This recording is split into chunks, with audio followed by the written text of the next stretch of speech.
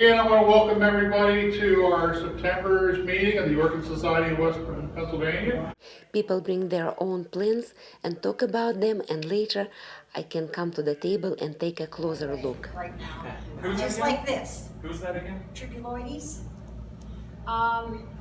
It usually blooms in the summer for me, and I water it every day. Well, sorta. A terrific mini epiphyte with very thin orange-tipped white roots, and flowers appears in dense clusters around the entire base of the plant. Blooms are brick red color and very long-lasting. Carolyn says it's reliable summer bloomer for her. Does not take much light, but you have to water it almost every day. Collection, this is Golden Sun New Vision, which I assume was originally from Russ Vernon, because that's his clonal name. And this one is Joyce Stewart, originally came from JMO Orchids. They're pretty colorful. Carolyn enjoys cool growing orchids. She gave me even one Masdevallia of hers last time, and 1 month later I still have it alive. This one, Joyce Stewart, looks so bright, and you can definitely see a parent in her. It is Masdevallia ignea, very red, scarlet red parent. The really bright ones, they need cool temperatures. Cattleya intermedia at home that did not want to cooperate. Buds are like this. So it'll be on Facebook when it opens. Cattleya walkeriana variation Cerulean is not a cheap orchid. I looked it up to buy $60, but so fragrant, and she's from Brazil. And then again, this thing was being very determined not to open. So I brought it in only because I don't grow bulbophyllums very well. And this has one large bud and about 4 spikes coming. Flower won't open, she brought a picture. Bulbophyllum speciosum is native to New Guinea. It grows in humid forest up on the trees. Flowers are big, look like a star-shaped. And I know Tim brought one bulbophyllum too. This one doesn't smell as bad. I mean, this is carunculatum. Carunculatum, which the regular form of carunculatum is a lot brighter color. It smells like. We'll go with that. This one does not smell as bad. This is probably what they call variety Sulawesi, and it's some red color to it. The flowers are large and looks like long-lasting. Leaves remind me of Cattleya leaves, very long, wide, and stiff. Even Tim said the flowers do not smell bad. I decided do not put my nose very close to it. Pretty, but different. Looks like he had this plant for quite a while. This is a Phragmipedium. This is Richteri by Lindleyana. It's registered. I just don't have the name. And actually, Tim is the one who got that Phragmipedium registered in 2005.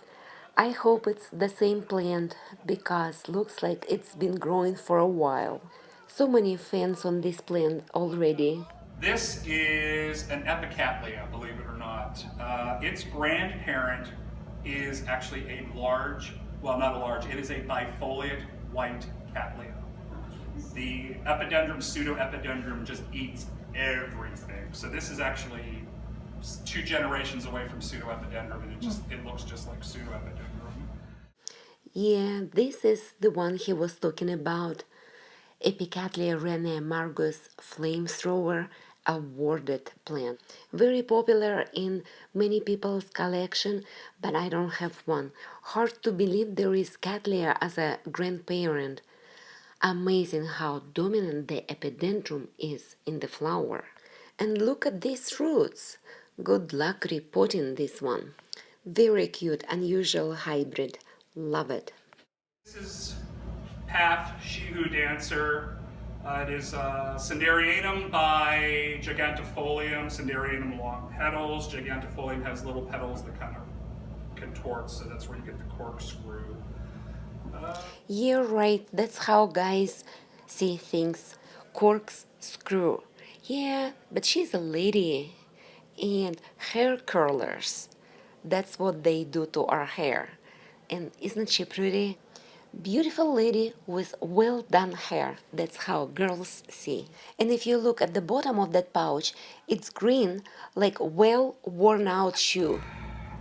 This is Galliaris, Leptoceras. There were a bunch of these going around. They were all misidentified. Galliandra is Colombian species.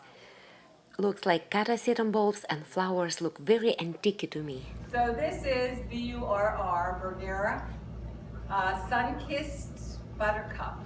And so this is a beautiful color, and then there's a new spike out the back. And I think we got this at the Fall Festival last year. Burargira is intergeneric hybrid and made out of 4 different orchid types: Cachliada, Odontoglossum, Oncidium, and Miltonia. The very famous one is red Nelly Eiler. This one looks bright yellow. I wish I have one. And the label was written in invisible ink, but I think it's something like Vascophoenicia cherry blossom, but it's just a very dependable bloomer. Ascocenda cross Neophenitia falcata, beautiful bright hybrid. And this I got at the 5th September orchid sale 2 years ago. It's Neostylus loose near. Very popular hybrid of Neophenitia falcata and Rhinhastylus coalescens. I can smell jasmine, my favorite. Flowers you ever saw. This is Dendrobium rosellum. I grow it mainly for the foliage. At the tip of each leaf is a little white flower the size of a pinhead, so you have to come up and look at this. It's been blooming all summer. The bloom lasts maybe 3 days, but it's always blooming. And this is Encyclia cochleata. I got this at the society table 2 years ago from Hussein. First year it did nothing. This summer put up 4 spikes. It's been blooming. This is the Lodronate Usitana. You have to hold it up, it turns out. I should have had it propped up, but I didn't. Pot. Hawaiian Prominence, America, with an AMOS crossed with Laleocatlia, Tropical Rainbow Montclair. And it's not quite out, but I just decided I'd bring it either way. Cattleya Blue Velvet Surprise. And the second one is just coming out on it.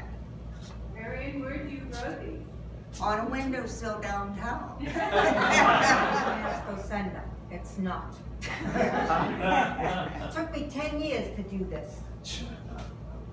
Basically, I left it in full sun. I didn't care if it burned up, but it didn't. It's been out for a couple of months. The first spike is starting to poop out, but it's been in the sun. Did good. Only it looks like the Vanda. This is just a little thing I got, and that is Miltassia. She loved Tolkien. Yeah. And then this is cute. This is like just a little little thing. It's just open, so it does turn to a nice yellow as it gets, a little bit older. But this thing just keeps flowers. Paphiopedullum Berenice, and it looks a lot better from where you're sitting if you came up close. It's not very happy about spending 4 days in central Michigan from my house, in and out of the greenhouse, 5 hours each way, and then down here. But it's a beautiful plant, and it blooms a couple times a year for me. This label is so old, it's scotch taped together. Yeah, it's Loewe by Philip. So it's actually got a little color in, so it's not a true album. Puff Bernice is a hybrid. It is a cross of Philippinense album on Loewe album. I looked it up on the internet. The mature plant starts from $125 and up. And then this also is Miltassia shalaptoka. So as yours grows up, you'll start getting more flowers. It's been a good plant for me. And, I like the Miltassias. I don't have very many on Sydney, but this one grows quite well. It's good flowering.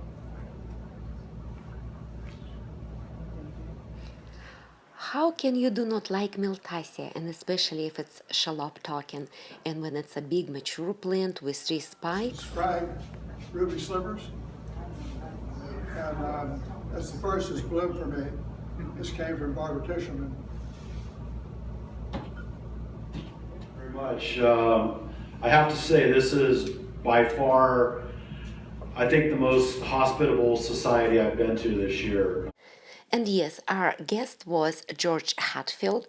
He specializes in growing cymbidiums. I learned a lot, especially about Gensua cymbidiums, Chinese kind, and they don't need a drop of temperature to bloom.